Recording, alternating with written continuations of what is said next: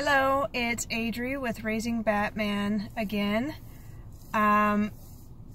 If you haven't watched any of my videos before or see my page or anything, I made this page and a YouTube channel and an Instagram and all that about my son. His name is Gage Batman. He's 6 years old and he has autism and ADHD. I use these videos and posts and things like that to share resources and information for other families out there who might need it, and just some like milestones and stuff, kind of our journey throughout his life. So this video is going to be about some workshops that I just recently went to and wanted to share some information on those. One of them was about early stages of speech and getting your kid to start talking, and the one I just went to recently was about behavior and tips for behavioral problems and stuff like that. I am still waiting to get a link. I haven't posted any pictures or anything like that because the first one I went to had a few slides to it, but it was mainly talking. And it was a speech pathologist speaking. It was actually one of Gage's old speech therapists from his school. And she's great, but I've been waiting on the link to that so I can post it on the page. So I will post it as soon as I get it. Same thing with the behavioral workshop. These are all workshops free through, like we're in Garland School District, so through GISD. And I'm going to just go through a little bit of it. I don't have a whole lot of time to get into every little thing, but there's a few things that I thought were pretty helpful, and like I said, as soon as I get the links in my email, I will post them. So the first one, like I said, was about speech, and I usually post the pictures of their schedule of the workshops when they have them. They hand out little stuff like this. Like I said, it was his old speech teacher through school, and she's great, so she always made us things like this and would send them home. This is kind of using a little bit of a picture exchange system, which is a PEX. It's picture exchange communication. So basically she talked about the core values of speech and getting them to try to talk. So what I did with Gage and what she taught us to do, along with his other speech therapist, was I kind of had my house set up with a bunch of visuals everywhere. So say, for example, I know I've mentioned this before in other videos, but trying to get him to get stuff out of the fridge that he wants, instead of grabbing my hand and taking me over to it, I would put the pictures of what he wanted on the fridge. And you can use stuff like this. Like, you can Google pick art to do with like food or just whatever, or just Google autism, PEX, things like that. And I would put the stuff on the fridge, and first if they have no words at all, they're not pointing, they're not doing anything like that, you want to first get them to point, to get your attention and to point to what they want. So I would put the pictures on the fridge, say if it was like a certain kind of ice cream that he wanted, and whenever he would start taking my hand and going over to the fridge and putting my hand on it, I would point at that picture of the ice cream and take his hand, hand over hand, take his finger and get him to point at that picture and say, ice cream, good job, and then give him the ice cream. Do that for a little while till they kind of get that you want them to point, because they're not going to be able to say the word right away. If they are, great, but most of the time it's going to take a while of just at least getting them to point. So that when you feel that they're ready, when you kind of see them pointing at something else, or they're starting to learn to get that, you've seen them do it a couple of times, go ahead and hold out and wait the next time. So don't just take their hand and point and give it to them right away. Wait for it. Wait for them to do it. They might cry a little bit, they might get a little upset, but they'll eventually do it. I said, wait till they're ready. Don't do it the first few times, maybe even after a couple weeks of doing it. Let them try it. Or, I mean, if you, like I said, if you just see them doing it once or twice, then hold out. Don't hold out right off the bat, because they're not going to get it. And then you can kind of go up from there. You can eventually hold out to them saying it, when you hear them say it for the first time. Same thing, you just keep going over there, keep pointing to it, keep saying it as you're doing it. Don't say it over and over and over and pointing, just do it a couple of times. So that was kind of the gist of like doing it step by step is what she was kind of getting at. Don't overwhelm them with a bunch of different things all the time. You just want to break it down into steps for them, because you're building a foundation. They can't just straight up start talking if they have no words at all. So you have to build that foundation first, and it's called core words or core speech. So I would use a lot of visuals around my house. I don't have them with me today. I know I've showed them in another video. Little visuals of breaking down the steps of like brushing their teeth and getting dressed in the morning, things like that you would use for a visual schedule, but break it down into little steps.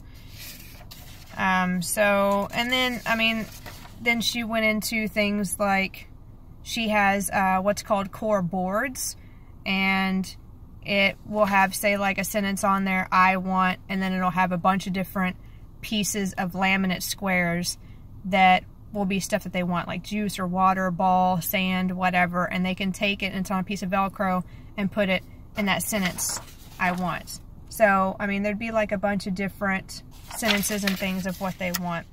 So, there's that, and that's kind of what she was going over, was all the core stuff and pointing to pictures, requesting things like that, because you eventually want them to work up to I want whatever it is, and that's kind of where Gage is at. He can label like crazy, he can say a bunch of things, but to communicate what he wants with me, he just says I want and then whatever it is.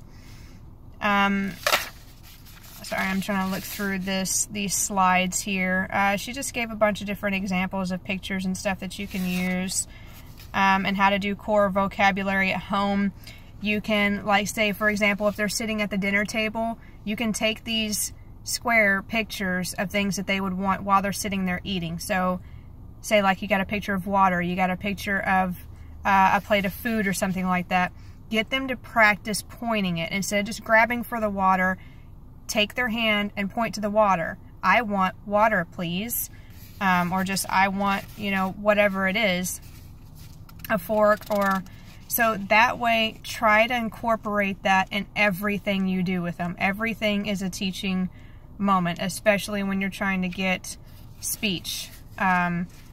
So yeah, I mean, you can do the same thing like if they use a computer or a tablet, or they just have toys, like they have a little desk or a play area or something like that in your house. Or say, for example, you put their backpack or their shoes in a certain place every day. Print out those pictures and stick them on the wall. So instead of verbally telling everything, you know, telling them everything to do, like get shoes on, let's get ready to go, you break it down into steps, and you can point to those pictures. You can still say, hey, we're going to get our shoes on, but instead of just using a big long sentence, just point to the picture of the shoes and say shoes on, or just shoes, you know, and have it lined up on the wall, shirt, pants, shoes, things like that, and try to get them to point at it. So they're paying attention and they're pointing at, okay, this is what we need to be doing right now. And say that word that matches that picture, whatever you're trying to get them to do. That's what I did, and it worked. And eventually, like I said, you want to work on holding out. So when you know that they know how to point, you have heard them say the word before, you want to hold out eventually so they can start saying the words for you. So, like I said, as soon as I get that link, I will post it. And the other one I just went to was behavior. There was a lot of good information in there. It was a BCBA and ABA therapist, basically, for GISD for the school district. And again, I have a whole packet of like the slides and stuff she was doing. So I can take pictures of that and share it. It'll be better once I get the link. But there was a lot of behavior stuff in there that I have done with Gage that has worked a lot. Basically, it's going over the ABCs of behavior, which the A would be the antecedent, which is what happens immediately before the behavior. B, the behavior, which is the child's behavior, and C, the consequence. What changed immediately after the behavior? The first step to helping your child is to identify the ABCs of their behavior. So the consequence doesn't always mean it's a bad thing. Like, for example, she has on here a slide that says the antecedent is Dad tells Daisy to hang up her backpack. The behavior is Daisy hangs up her backpack. Consequence, Dad thanks Daisy. So basically it's breaking down the behavior if you're having problems, trying to figure out what's happening beforehand, identifying the behavior, and then seeing what could be done like instead. You're just kind of breaking it down. Like, for example, this one says the antecedent is Mom tells Lucy no when she asks for the iPad. The behavior is Lucy screams. The consequence is Mom gives Lucy the iPad to stop the screaming. Okay, so with that one, they talked about ignoring bad behavior. I know they do that a lot with ABA. They just kind of, any behavior they don't want them doing, they'll just kind of ignore it and redirect them to something else. So, and I mean, I did that. I mean, you learn that as a teacher, like whenever I was doing daycare and stuff like that. You don't give the negative attention, if that makes sense. So basically a lot of the times they're doing that negative attention to get your attention, because kids want your attention, whether it's positive or negative attention. So you're reinforcing that behavior if you're giving them that attention for that behavior.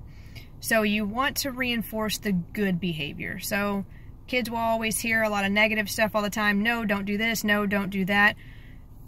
Model what you want them to do instead. Say, I know I don't want you doing this, but let's go, let's go do this instead. You don't say no all the time. Just basically kind of distract them, redirect them, ignore the bad behavior, and go do something else instead. Something that's going to be more positive, something that you don't mind them doing or you want them doing. So in this case, with Lucy screaming with the iPad or whatever, and she gives her the iPad to get her to stop screaming, well, you just reinforce that behavior. So next time, she knows she's got to scream to get the iPad. So what I suggested is a couple of different things that I know in Gage's ABA they have done. If you say, for example, they're already on the iPad, you want them to get off the iPad, give them a timer. My son, it works really well with that. Like, instead of just taking the iPad, say, we're done with that, let's go do this, and he has a huge meltdown, give him a timer. Hey man, you got 5 more minutes, and either do a timer on your phone, something visual they can see. You can go get one of those little ring timers, oven timer, whatever you want to use. You got 5 more minutes. 5 more minutes, and then we're done with that.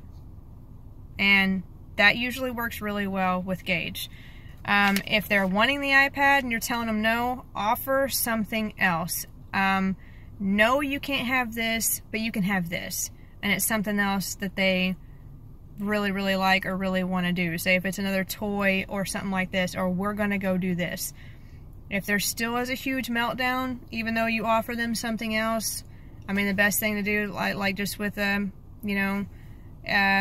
is to, like I said, you can try to distract them, try to redirect them to get them, if there's nothing else tangible that they want, maybe try to do an activity with them instead.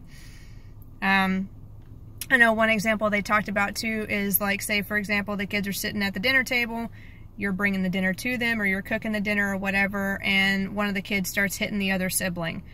And mom comes in there and she's scolding them, she's getting on to them, whatever. You're reinforcing that behavior because they wanted that. They were calling you. I think that was the antecedent. They were calling mom. She's like, I'm busy, I'm cooking, I can't get to you right now, just a minute. And they start hitting the other sibling. Other sibling cries, mom comes in there. You're reinforcing that behavior because they wanted your attention in the first place. So I had that problem a lot with the kids. This Gage has a younger sister as well. And my solution to that, me personally, what worked for us is including the kids on everything that I'm doing. It might take me a lot longer, might be a little harder, but it works. Instead of me stopping and doing, you know, stopping what I'm doing and go to them every 5 seconds, I let them cook with me. I include them. I let them do the salt, you know, and give them a little bit and let them sprinkle it. I let them flip, you know, the kids like cooking eggs. I let them crack the eggs, stuff like that. I mean, anything that's not going to be very dangerous. I mean, I'm right there with them, get a little step stool, and that's how I usually do it. Another thing that I did in daycare that I didn't realize was kind of an ABA thing too, is, like I said, not giving the negative attention, or not giving the negative behavior attention. So, like, say for example, if that kid is hitting the other sibling, same thing if another kid hit somebody in daycare, I would pick up the injured child and give them attention, and not the person hitting. Like, oh, are you okay? Oh, you're so sad, I'm so sorry. You know, and just console them and hug them and just, it's okay, it's okay. And once that other kid has calmed down and is doing something good, that's when I would go over to them and be like, hey, you made so-and-so very sad. You know, and try to explain the situation. When Gage was younger, he didn't really comprehend stuff like that, but I would still do that with him and try to get him face to face and explain the situation. Hey, that hurt so-and-so, that's a boo-boo, it made him very, very sad, can we give hugs?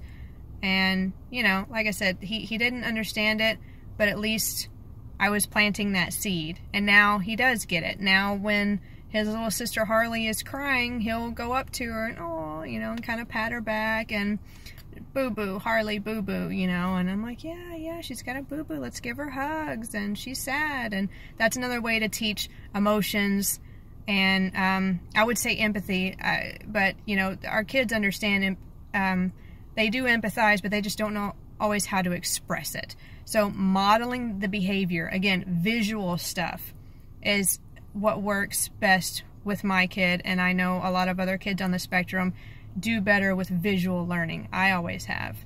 It's just easier. It's not a lot of verbal stuff to process. Modeling behavior, doing it in front of them, is just another way of kind of showing them pictures. And we always work on emotions with pictures and stuff like that too. I've gotten pictures of people being sad and happy, and he can pick those out. I've taken pictures of his faces when he's happy, when he's sad, when he's mad, so that way he can know what it looks like when he's like that, and he can learn better to label it, because that's a big part of regulating your emotions, is being able to recognize your emotions, when you're mad, when you're sad, when you're happy. And that's one thing I kind of did with Gage that I just realized the other night, is I don't always talk about it when he's happy. It's usually when he's upset. I'm like, oh, are you sad? Are you mad? Are you frustrated? You know, stuff like that. I need to concentrate more too on when he's happy. Oh, you're happy, happy. I did that whenever I picked him up from school today. And it was cute because he knows his faces. He knows what it feels like when he's happy or sad. So I was like, oh, you're happy, you're in a good mood. And he got a big smile on his face and he's like, happy. I was like, yes, you're happy. So that's a really good thing too. And usually when they have more speech, the behavior problems will back off a little bit, because that is a huge thing. Is a lot of times they'll get frustrated because they don't have the speech, but their emotions and their frustrations and everything is a form of communication as well.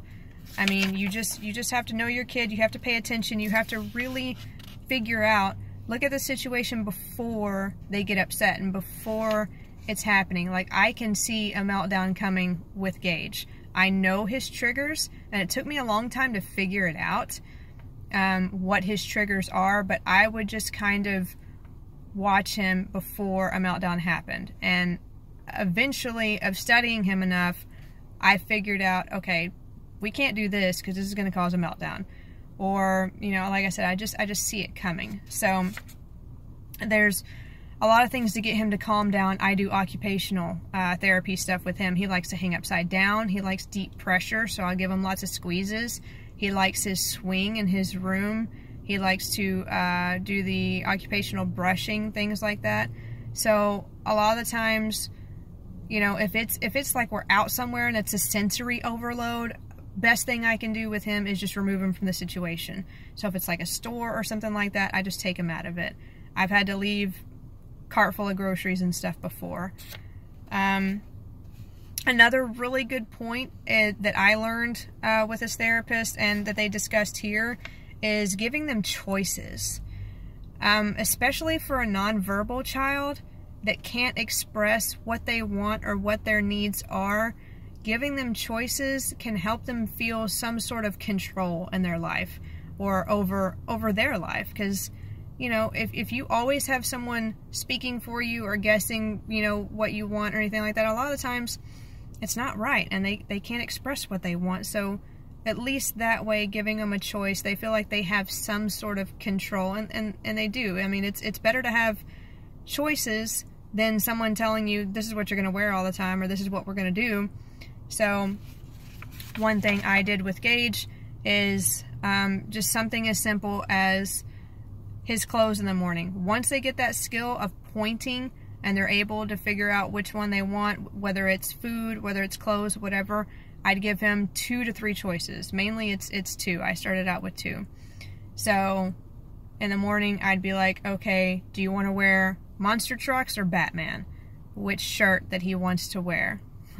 And that would give him a choice. And I'm giving him choices that I'm okay with. Don't give him choices that you don't want them to have, because that's going to be a huge meltdown. If you say, you know, ice cream or granola bar, and they take the ice cream and like, I don't want you to really have ice cream, here's a granola bar, that ain't going to work. So that's really good. And you can use that with anything too. You know, whenever you're walking, do you want to walk by yourself or do you want to hold my hand? Do you want to jump or do you want to skip? I mean, you can give them choices, anything throughout your day.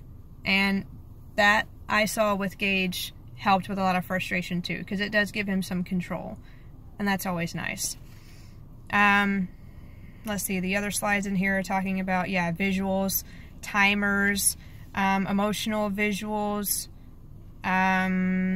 stop signs, things like that. So if you want them to stop the behavior. Again, the next slide is talking about learning their triggers is very important if they are sensory seekers. Offering alternatives, so if they're always putting something in their mouth that's not something they need to be eating, something that's not very safe for them to chew on, get them a little chewy toy, something that is safe. Give them an alternative. If it's like a stemming behavior that's not safe, give them an alternative, something they can do to still get that out. They don't need to push it down, and that'll make it so much worse. Give them something else to do. You can get if it's a sensory overload with the noise, I used noise canceling headphones for a long time with Gage. It took him a little while to get used to wearing it, but after a few times of wearing it for a few seconds in a loud room, he figured out, okay, these are blocking out the noise. This is cool. This is what I want. Visual schedules help a whole lot with behaviors and stuff like that. They know what to expect throughout the day, which eases a lot of anxiety for Gage. He loves his visual schedule. Post rules in your house. For kids that are older that might understand more of stuff like that, you can post the rules. They love knowing rules and what to expect, and give them boundaries. Oh, another thing is using first and then. So say, for example, your kid wants to do something and you don't have time to do it, or you don't want to do it right then. Or like, okay, good example is like dinner time. They want a cookie. Well, you want them to eat their chicken nuggets first. So you can get this little paper. I think I took pictures. I can post that in the comments of this video. And eat your dinner first, then you can have the cookie. So you're not just telling them, no, you can't have it, and then have them get upset.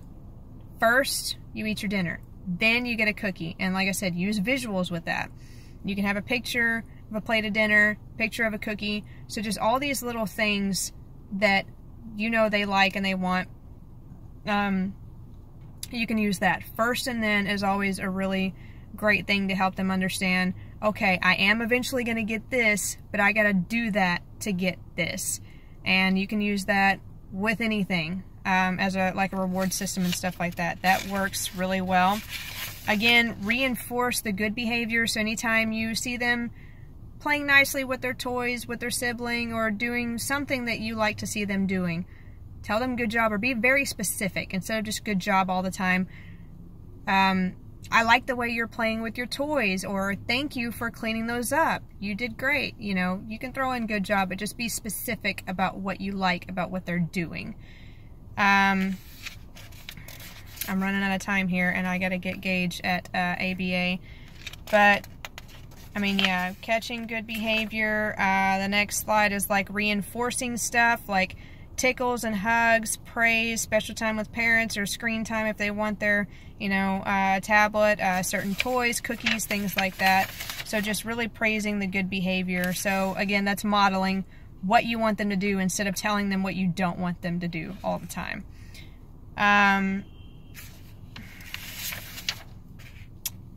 Let's see, keeping the demand. You have to be consistent.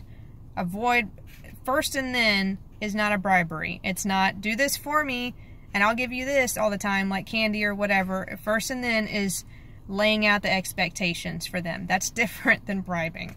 Like I said, you just be very consistent. Don't coddle them in a meltdown one day and then the next day ignore it or just whatever. You got to be very consistent. And that's kind of the gist of it. I will post the pictures of all these slides, and again, I will post the link as soon as I get it. Hopefully, it will be soon. If you guys have any questions, message me, comment, whatever, examples of problems that you're having with your kid. I could possibly help with that. I am not a therapist. I'm just a mom who has had her kid in ABA for a few years, and speech and occupational and all that for years and years. And I've listened to his therapist. I go to several different workshops. I soak everything in, trial and error with Gage all the time.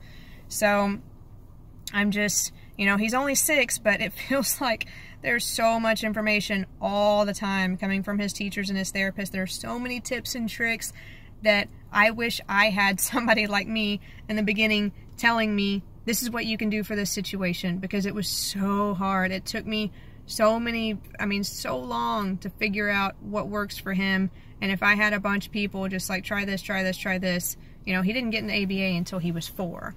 So those years before that was really hard.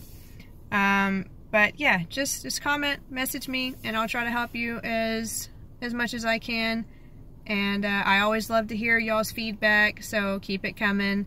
And again, go for videos and stuff like that. I've got a YouTube channel, go subscribe. I got the Instagram, and I usually post stuff like this on my Facebook page. So I will talk to y'all later. Hope you have a good rest of the week.